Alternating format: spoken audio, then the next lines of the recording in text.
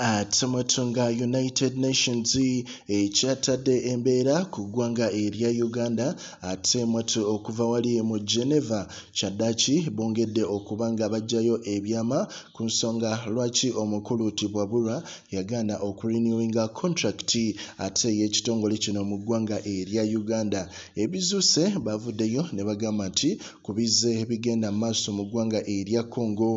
birimu okuba nga ate omukulu ono Tibwabulwa kw'otadde ne mutabani we nga balina omukono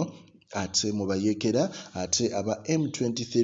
abavayo okutogomya ekitundu kino. Omukulu ate mwatu mu Geneva abatwala akakiiko kano aka United Nations Human Rights bavuddeyo ne bagamba nti ensonga ezimu lwaki ebitongole mu ggwanga oba institutions mu ggwanga erya Uganda tezikola lwa nsonga nti omukulu Tibwabulwa avaayo na appointinga naddala abantu ye nga ye be yeeteereddewo ye nga ye basuubira nti tebalina kukola kyatabagambye kola. Ndowooza owulira balina kutambulira ate mwatu ku ntolize kyova olaba nti essaawa zino ababeera objective nga akakiiko kano aka United Nations Human Rights mu ggwanga erya Uganda akabaddemu ate mwatu kabadde kalingiriza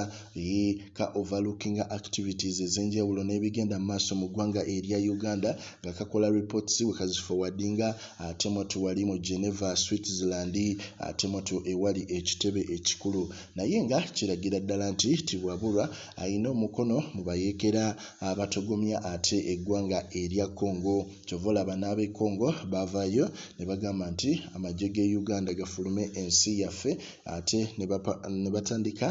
n'owanika ebipande nga bagamba nti Tibwabulwa ave mu nsi yaabwe. Era ne muhoozi yavaayo ku mukutu gwe ogwa Twitter n'akakasa n'agamba nti abayekera ba M23 tebalina buzibu olw'ensonga nti nabo baganda bammwe. Ebintu ebimu ebyavaayo ne bikakasiza ddala nti omusimbi gwo bandibanga be baguteekamu naddala mu bayekera bano okutogomya ate ab'e Congo olw'ensonga nti nabo baagala okweddiza ekifo ekyo. Pro Gen Media likinga commentinga era subscribing.